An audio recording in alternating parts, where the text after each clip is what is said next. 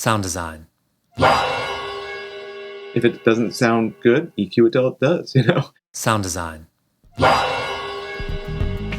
Sound Design Live is produced independently by me, Nathan Lively, in Minneapolis, Minnesota.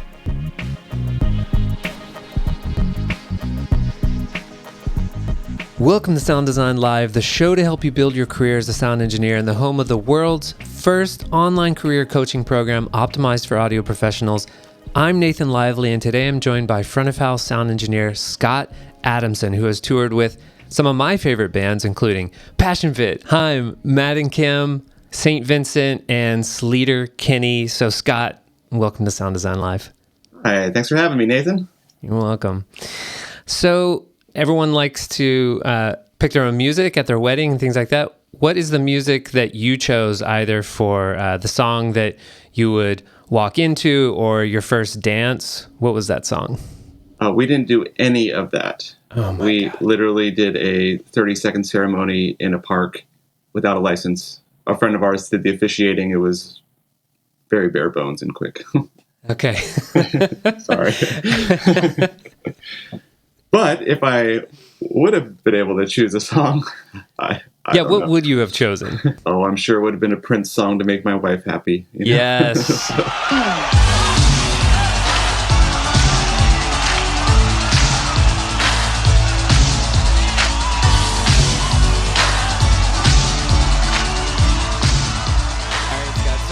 Question that I like to ask everyone who comes on the podcast is, how did you get your first job in audio, like your first paying gig? Like many people who do audio and get into music production stuff, it all came from playing in bands, in high school. And when I had bands going and I was playing drums and trying to record the bands or just trying to start doing shows, I just kind of fell in love with all the microphones and cool audio gear. And, that's kind of how I got into it. And I was really interested in recording more first. I think it was 18 when I got my first live sound job. I got a job at a bar. I probably even really shouldn't have been in there. I think it was technically illegal. Sure. But I was going to shows and interested in hanging out with musicians and hanging out with other bands and just generally being involved. And that's just naturally led to me saying, oh, I know how that audio gear works. I'm going to try to do the sound at this club. So how did you get that job? Just ask the guy, walk up to the sound guy and say, hey, I want to do this. Why were you not born with any amount of shame or fear? I am really shy, honestly. And it took a lot. It was hard to do that. I wish I had been more confident. You must have really wanted it. I wanted it. Okay. And I had a couple beers and I walked up to the guy and said, hey, can I get involved? And then after that, it was just really easy. He just said, yes, of course, because a lot of sound engineers want to share their information with people that are interested. And some people are defensive. It could have gone either way. But luckily, John, who was working that day, who owned the PA system, he was very nice and got me right in. And I was working a couple days later. Wow, that's amazing. And what were some of your first gigs there? I'm assuming it was like bar bands or what was it, DJs? Tons of bar bands. Okay. Not really DJs not too many DJs at the time. This was in the 90s, so a lot of rock bands. But mostly it was this was in Iowa City, Iowa, where I went to college. So it's a lot of college bands and a lot of young people kind of finding their own footing. Trying to get involved with music and see what they can do. So, what was the name of the bar? Gabe's Oasis. Okay, is it still there? And are they still doing shows? And is there still people working as sound engineers there? Absolutely. They changed the name briefly for a few years to the Picador, but I think it's back to Gabe's now. But it's been a music venue since the 70s, honestly. And I was actually getting fitted for custom molded earplugs at one point at Sensophonics in Chicago, which is kind of a famous audiologist. They make fantastic earplugs. And the main audiologist there, the founder, he was telling me about how he went to shows at Gabe's Oasis back in the 70s. So that's funny. It's a kind of a classic Iowa venue. What do you think is one of the best decisions you made to get more of the work that you really love? I think the hardest thing to do was just stick with it. Mm-hmm. I was frustrated at many points in my career, feeling like it was going to be hard to get the next gig, the better gig, the bigger shows. It was hard to see a path forward a lot of times.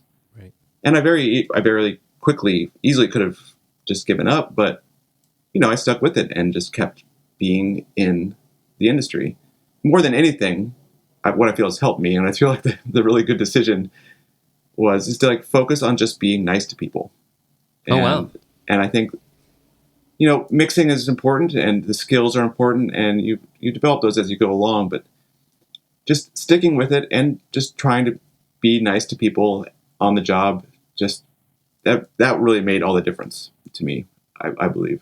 Have you ever thought about why you stuck with it? Was that conscious and you were choosing that and you're saying, you know what, I'm not sure how this is going to work out, but I'm going to stick with it and see this through? Or was it just sort of happenstance? Any idea why that worked out that way? Well, I think it was just a real interest in doing the work. I like it. It's fun to mix shows. It's fun to be around music. And honestly, it's fun to work with musicians. It's kind of why I feel like a lot of people get involved in live music. If you're the type of person that likes it, you get to work with other people that like it. Sure. So even if you didn't have a clear path forward, you just saw this is fun doing this. I don't see anything else as fun. I'm going to keep going with this. Yeah. I think it's a good job, honestly. And it's something that's unique, and I certainly love to travel. So all those factors really just kind of kept me going. And once in a while, you kind of, being in the right place at the right time, get good tour offers, get better job offers, and, then things happen, Mm-hmm. But it takes sticking with it. And, like I said, just kind of putting a smile on your face and being nice to people around you. You just seem like naturally a nice person to me. Did you see some other people doing it wrong and not being nice people, and you thought, you know what, that person being a mean person is making it so that they hate their job and they're not going to get more work, so I'm going to go in the opposite direction? Or is it just that now, looking back, you realize, oh, it was good that I did that? Unfortunately, there's a classic picture of the grumpy sound engineer. Oh, sure. At the end of the day, it's a job. And, if you take it and approach it in a way that you see it as a good job and can appreciate the benefits of it, the cool things about it, then you're just going to go further in your career.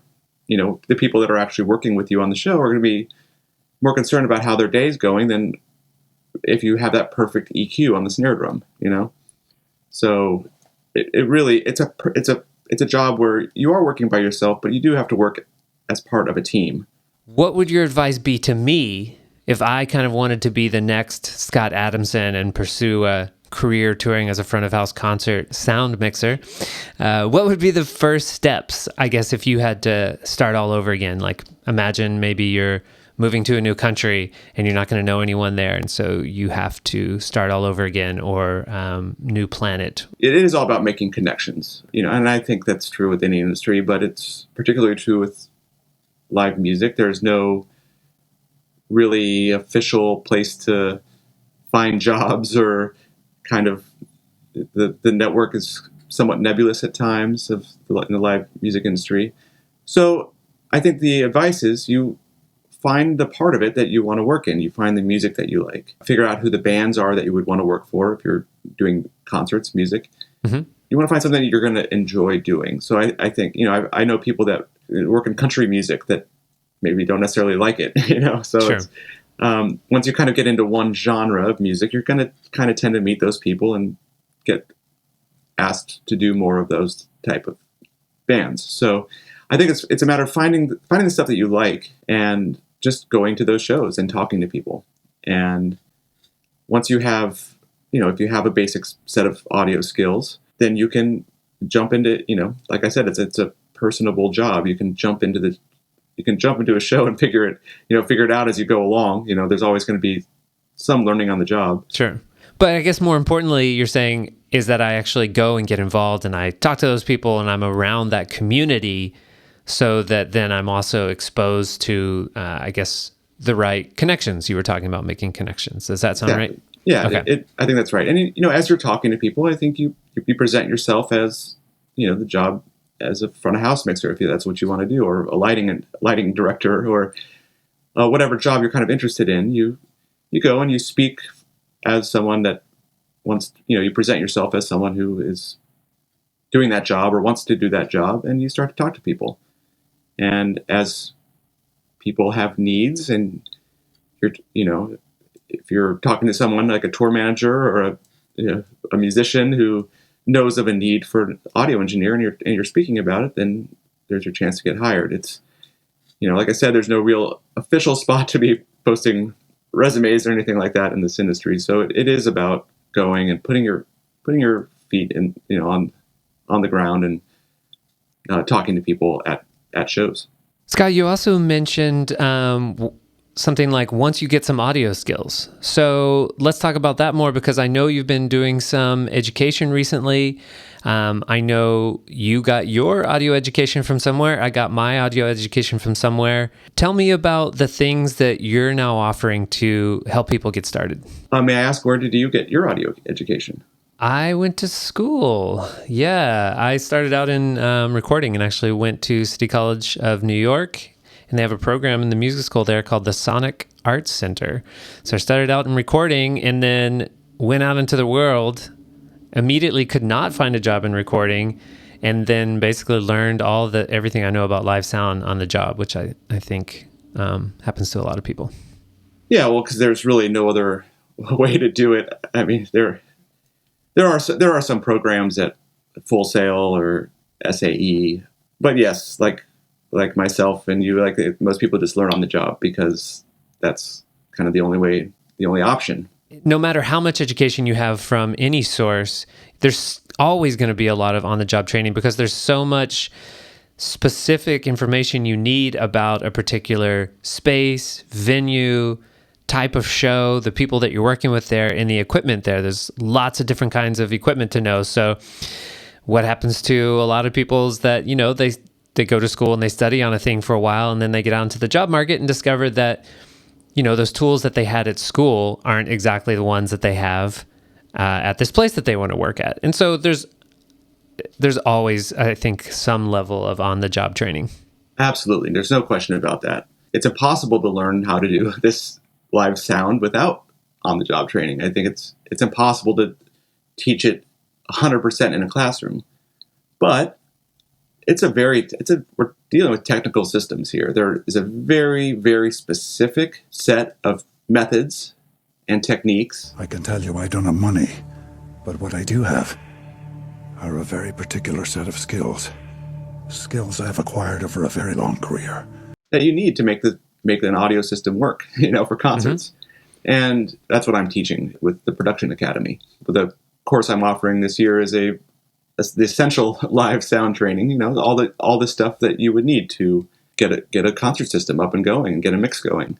I think people should check it out just because it's different than other stuff that I've read. Not necessarily in the content, but the way you approach it is very easy to read.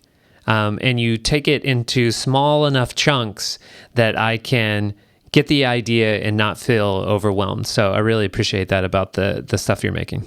Well, I'm glad it came across that way. And honestly, it was, you know, like everything on my website is on version 20 or 30 at this point. You know, it took a long time to get the information down into that correct, into a bite-sized pieces, into a form that is easily digestible, because technical stuff is kind of difficult to teach, you know, a lot of the concepts in sound are very abstract. So yeah, you can't see it.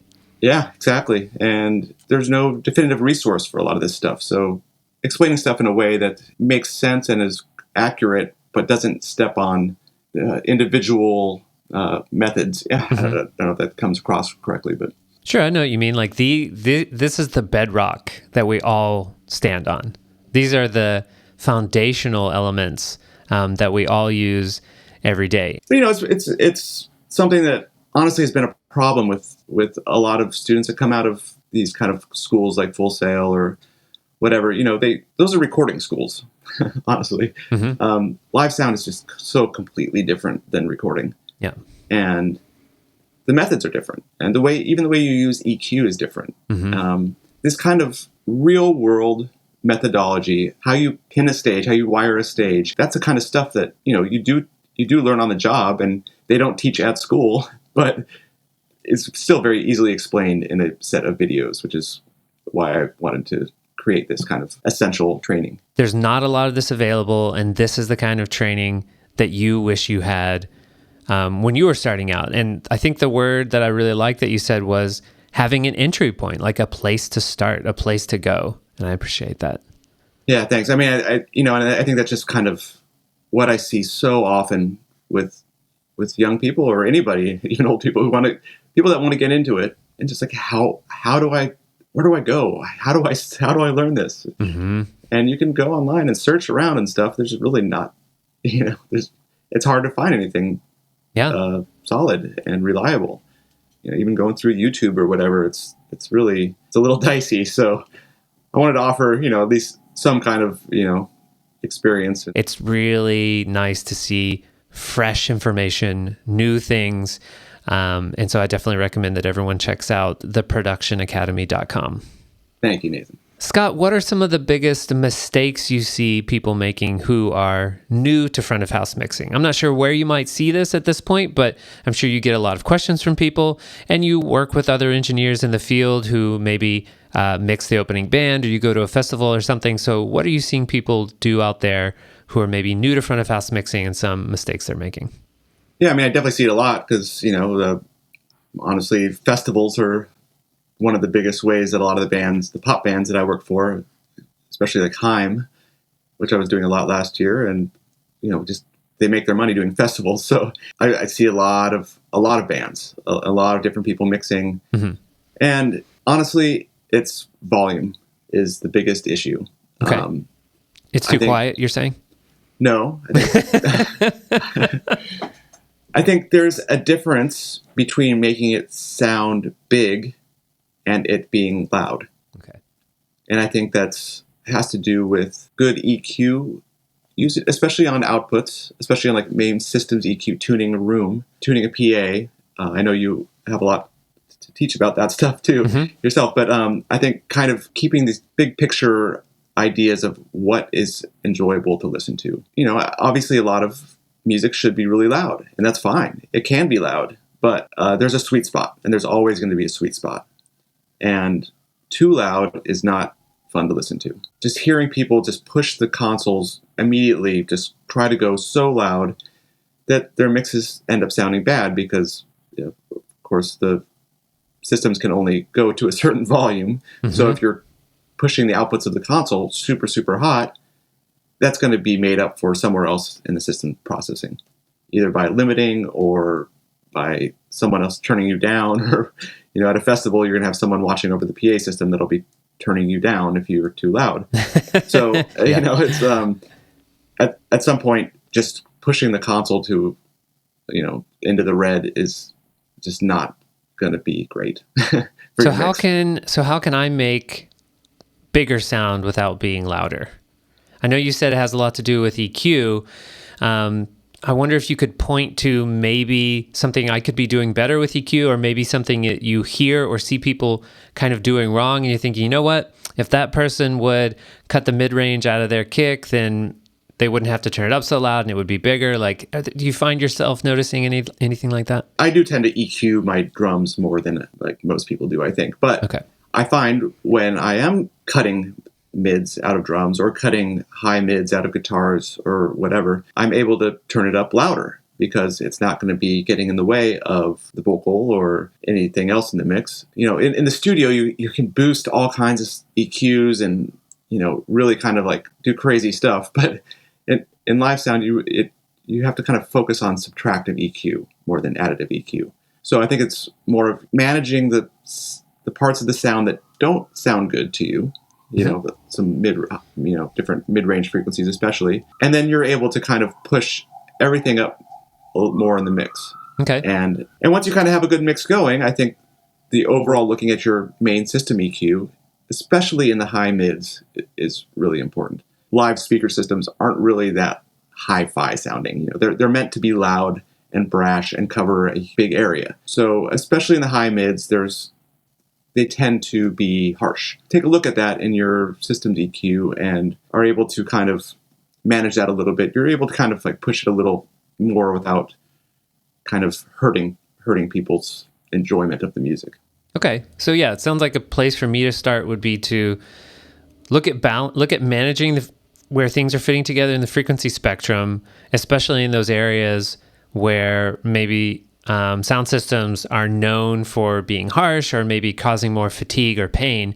And for you, that would be saying, hey, you probably want to take a look at everything across the upper mid-range, and that might be something across the entire mix, or that might be things that are notorious for causing trouble in the upper mid-range, notably, I think you mentioned guitars. Yeah, guitars, exactly.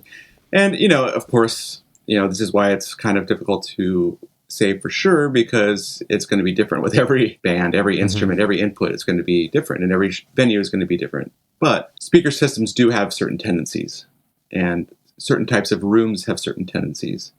Mixing outdoors is going to be different than mixing in kind of a 600 capacity club. If you're in a rectangle room that fits about 600 people, they're all going to have certain tendencies. It's a matter of knowing what the situation is, taking a big overall look at your system EQ and your system processing in general, and trying to build a good mix under that overall EQ, if that makes sense. Sure. Scott, you do a lot of traveling and you work with a lot of sound engineers and colleagues and assistants. Is there one thing that you kind of wish everyone knew better or understood? Maybe like a word or a definition that you find yourself often having to explain to people, or mistakes that someone is making that you have to fix? Is there like one piece of information you just wish everyone knew? What makes everything work is stage patching. Okay. If stages are patched correctly and done methodically, especially if you're in like a festival or situation where there are multiple bands on one stage and you're moving equipment around, if you're on top of your patching on stage, making sure all the inputs are hitting the consoles correctly, everything goes fine from there. Okay, I'm assuming you've experienced that not going well occasionally. Of course, many, many, many times. Okay. And can you identify what the problem is there? Is it just people not reading the paperwork? Is it like some piece of equipment that's numbered backwards, or I don't know, people just not being disciplined or running out of time? What's going on there? It's people not being disciplined and not being methodical. And I think if you follow a certain blueprint, if you have your input list in your stage plot and you go through and you label your boxes and you're methodical about what is going where, then your stage is going to get patched correctly. But some people just kind of throw it together, and it just doesn't work very well that way, because you'll end up having issues if you're not being methodical. Sure. So, all right, you heard it here first. Scott Adamson says, please do the patching right and everything will go better. And it does, makes a big difference. And, I was at this festival in Mexico City a couple of years ago, just standing backstage with a friend of mine who was tour managing this band, or Vampire Weekend, big band. Sure. So I was just like standing back there with him and the band, and they were just kind of like getting antsy, and they were like 5 then 10 minutes past stage time, and they ended up going up 20 minutes late because they couldn't figure out one patching issue. It was kind of a disaster, they couldn't even play their whole set. And there's 80,000 people there standing like waiting for them, and one patching issue they had such problem solving it. That's a great example of like the things that sometimes you don't hear about that go wrong, and people still see problems a lot of times, but I think so many times from the outside it seems like everything just goes perfectly, and you work on so many shows where behind the scenes things are like just barely coming together at the last minute, but from the outside you don't see that. And so I wanted to talk about that for a second, and I know this is going to be kind of a weird question, Scott, but I think sometimes when you are the person that's in the middle of that problem, it can feel terrible and like you're the only one in the world that has ever had this kind of like problem, and maybe you made some mistake, and maybe you're the person that made that patching problem, and now you feel terrible because you made 80,000 people wait 20 minutes, and now maybe you're going to lose your job. Yeah, it happens.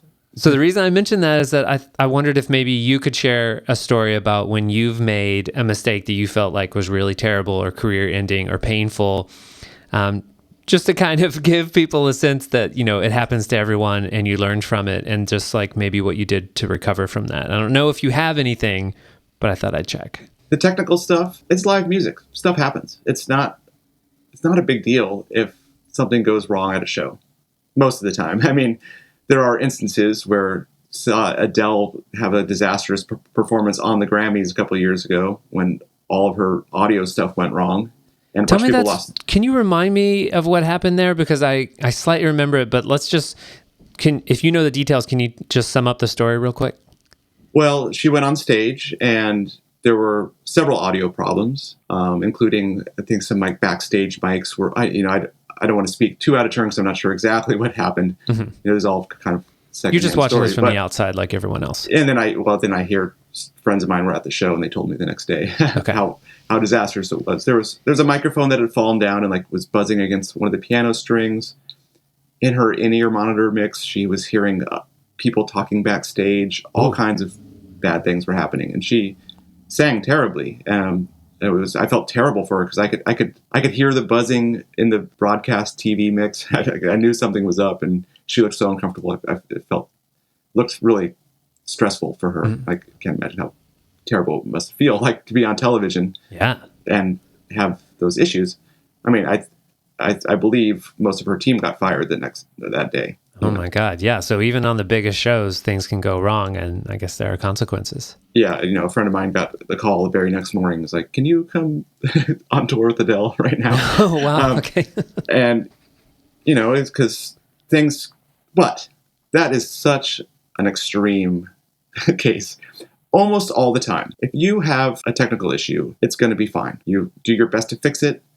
It's live music. Things happen. This all goes back to it's more about the people that you're working with and the relationships that you have with them. Mm-hmm. The things that I regret most are just saying the wrong things to a band manager or something, or someone that I'm speaking to, and I might say something out of place. And then that's going to be something that would have them question about whether they should hire me or not again. Right. Do you know what I'm saying? Yeah. I think those sort of things are more important. And I've definitely said things out of turn, maybe at times when I was frustrated or not having a good day, which happens, and that's fine. If I was rude to somebody, or, I have been rude to people and said stuff that I probably shouldn't have said. And that's going to be the stuff that I totally regret and, would go back and take back. Sure. Interesting. So for you, it's really the relationship management part of the job that have been kind of regrets that have stuck with you, and points where you thought oh, this could be bad for my career. Yeah, thing absolutely. That just happened. Not because a microphone didn't work for a few seconds or something. Absolutely. Okay. And it's it's a manager or the tour manager or whatever. That's going to be the person that hires you for the next one, the next gig. If you're touring, if you're Mm-hmm.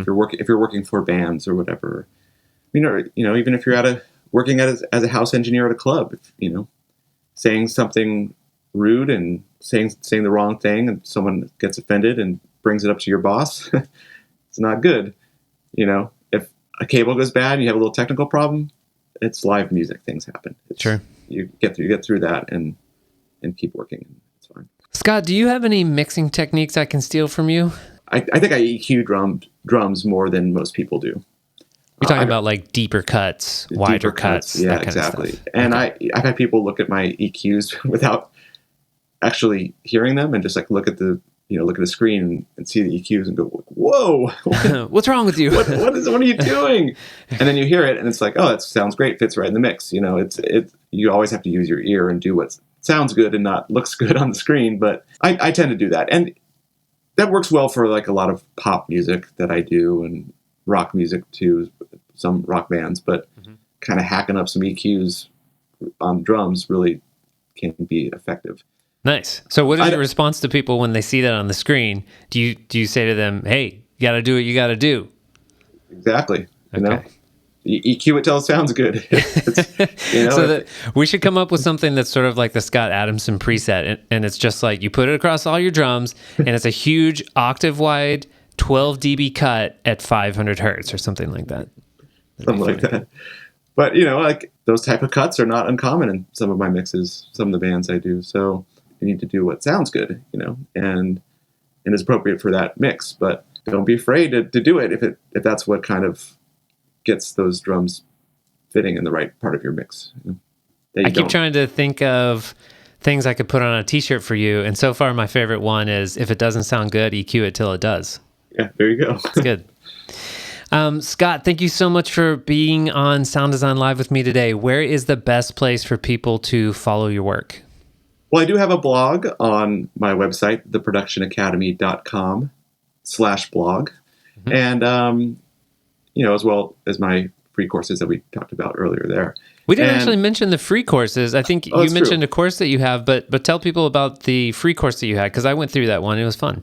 Cool. Well, I have 2 free courses up at the moment. One is about audio tips to know for the stage. So really good for people playing music that don't know much about audio. It's a 5-part course. Talks about frequency, talks about audio connectors, talks about monitors, IEMs, wedges, all kinds of stuff that just people need to know on stage while they're playing music. And then the other one is how to use a mixer, and it's a 9-part course that goes through all the different things, just basics of how a mixing console works for live sound. Sound design.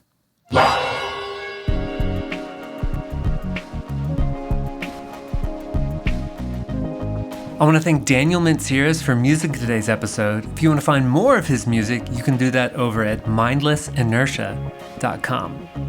Sound Design Live is supported by Bob and Ellis. You can start supporting Sound Design Live today for as little as $1 an episode over at patreon.com/sounddesignlive.